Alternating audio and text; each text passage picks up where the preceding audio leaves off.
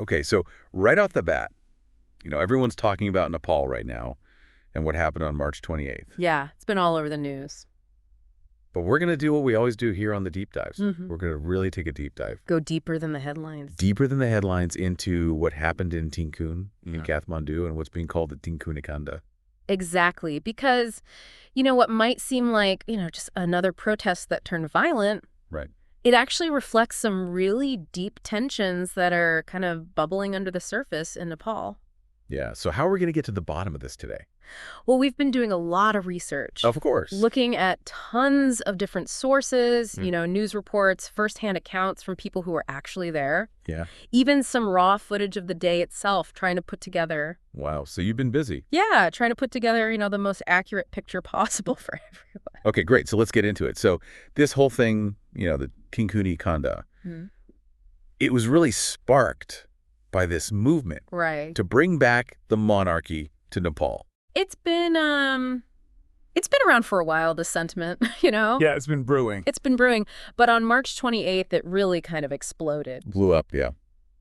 And there are two key figures that you really need to know about. Okay. First, there's Durga Prasad. Okay, I've heard that name. Yeah, he's a businessman, actually. Oh, interesting. Who has kind of become this... unexpected activist? Yeah, a really outspoken activist for the monarchy. Wow. And who else? And then alongside him is the Joint People's Movement Committee. Yeah, okay. Led by Nawaraj Shabidi. Got it. And their main demand, their driving force, is to reestablish Nepal as a Hindu kingdom with a monarch. Okay, so they want to go back in time, basically. Yeah, essentially. Okay, so let's paint a picture of what happened on March 28th in Tinkune. Okay, so picture this. Right. It starts as a gathering of hundreds of people. Right. It quickly grows to thousands. Wow. People from all walks of life, men, women, young people, everyone. Everyone's out there. Waving the national flag, chanting slogans in support of the monarchy. Okay, so it sounds like a very kind of... From what we can gather, the initial atmosphere was pretty passionate. Okay. But, largely peaceful. Right. It seemed like people were there to make their voices heard. Exactly. And it seemed like it was pretty organized. Right. But obviously something changed. Yeah, and this is where it gets really interesting. Yeah, what happened? Around midday, okay, the protesters started to move towards this area called New Baneshwar.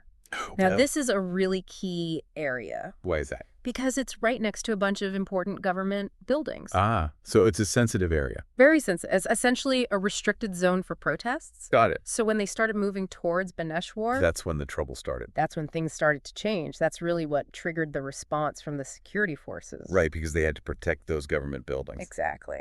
Okay, so what did the security forces do? Well, initially, they responded with kind of the things that you might expect in a protest situation. Yeah, water cannons, tear gas. Right, trying to control the crowd. Trying to disperse the crowd. Keep them away from those buildings. Right, prevent them from entering that restricted area. Okay. But, and this is where things get a little more complicated, the protesters didn't back down.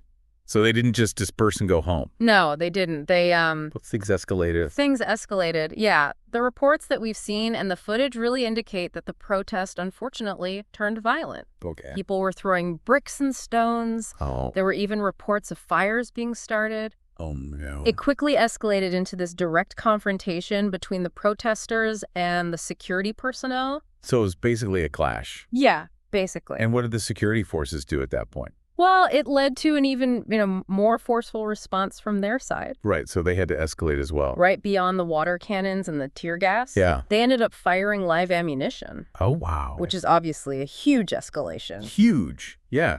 So how much are we talking about here? The official record from the Nepal police states that they discharged 58 live rounds. 58 live rounds. Wow, along with a bunch more, tear gas and blank rounds. Okay, so a lot of ammunition was used. Yeah, 746 tear gas shells and 192 blank rounds, to be exact. Okay, and what was their justification for this?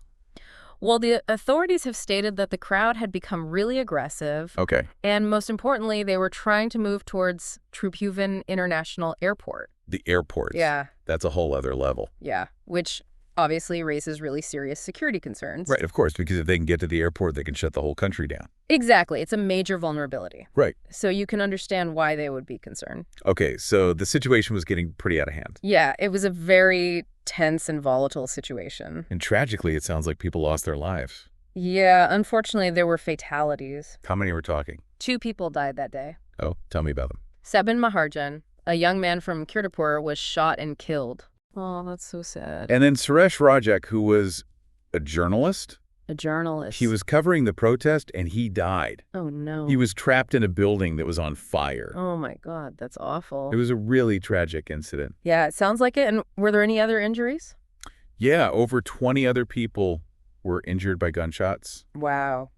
And many more were hurt in the chaos. Right, people getting trampled. Exactly. It was a very chaotic scene. So it sounds like there's a lot of footage out there of what happened. Right. We have a lot to go on. Yeah. There's the live news broadcasts and then tons of recordings that everyday people took. Citizen journalists? Yeah, exactly. Okay, and what does the footage show?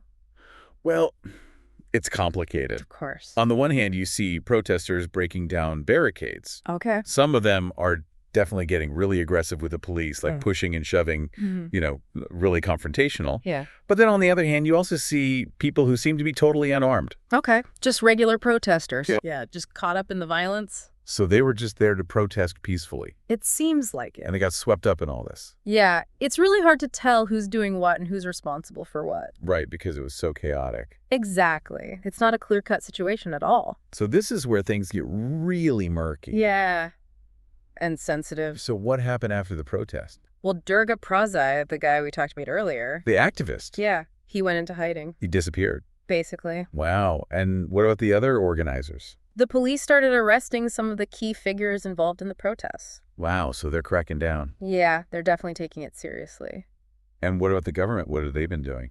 Well, the Nepal Human Rights Commission, the NHRC, they announced they're going to do an independent investigation. Well, that's good. Yeah, they wanted to find a retired judge to lead it, but what happened? it seems like it was hard to find someone willing to take on such a, politically charged case. Yeah, I bet it. So in the end, the NHRC's own internal department is doing the investigation. Okay, so they're doing it themselves. Yeah. Interesting. And what about the families of the people who died? The government has said they'll give them each 1 million rupees. 1 million rupees? Yeah, as compensation. And do you think that's enough? Well, that's a lot of money. It is. But is it enough to make up for the loss of a life? That's a tough question. Yeah, it really makes you think about how the government values these lives. And how seriously they're taking what happened. Exactly. Because this isn't just about one day in Tinkune. Right, it's about something bigger. It is. There's a lot more going on here. Yeah, this whole thing really highlights this huge division in Nepal Between the people who want the monarchy back Okay. and the people who support the current republic. The two sides. Yeah. And why do you think so many people want the monarchy back? Well, a lot of it has to do with disillusionment. Disillusionment with what? With the government, with democracy. So they feel like democracy hasn't delivered? Yeah. They're frustrated with corruption, with the fact that things aren't getting better. So they're looking back to a time when they think things were better. Exactly. And this feeling is especially strong among young people. Interesting. They're the ones who are really feeling the effects of these problems. So what happens next? That's the million-dollar question. It is. So where do we go from here? Yeah. How does Nepal move forward from this? I mean, it sounds like there are two paths. In a way, yeah. One is more about cracking down. Yeah, using force to control things. And the other is more about dialogue and compromise. trying to find common ground. Exactly. Okay, so which path do you think is better? Well, we always say here on the Deep Dive, we don't take sides. Right, we're just here to present the information. But I think it's clear that violence is never the answer. Definitely not. And what happened in Tinkune was really tragic. It was a terrible loss of life. Yeah. And a lot of unnecessary destruction. And it sounds like it's hard to say exactly who's to blame. Yeah, the truth is probably somewhere in the middle. Right. Somewhere between the different versions of the story. So what do we do? I think we need to move beyond just pointing fingers and start working together. So instead of shouting at each other, we need to start listening to each other. Exactly. Okay, so dialogue is key. Dialogue is key. Yeah, and accountability. What do you mean by that? I mean that both sides need to take responsibility for their actions. Okay, so the protesters need to be held accountable for the violence. Yeah. And the security forces need to be held accountable for their use of force. Exactly. Okay, that makes sense. And I think ultimately this all comes down to empathy. Empathy. Yeah, trying to understand where the other side is coming from. Putting ourselves in their shoes. Exactly. Okay, that's a good point. I think we'd all use a little more of that. I agree. So let's wrap things up here today. Okay. We've covered a lot of ground. We have. We've talked about the events of the Tinkune Kanda. The violence, the deaths. The politics, the division in Nepal. The search for answers. And the need for empathy. Yeah, and remember, this is just one piece of a much larger puzzle. It is. So we encourage you to keep learning. Yeah, go do your own deep dive. Exactly. And if you like what we're doing here, yeah, consider subscribing to the Depth Dive. Right. And tell your friends. Share it on social media. Let's get people talking about these important issues. Exactly. Because the more we talk, the more we understand. Exactly. And the more we understand, the closer we are to finding solutions. Right.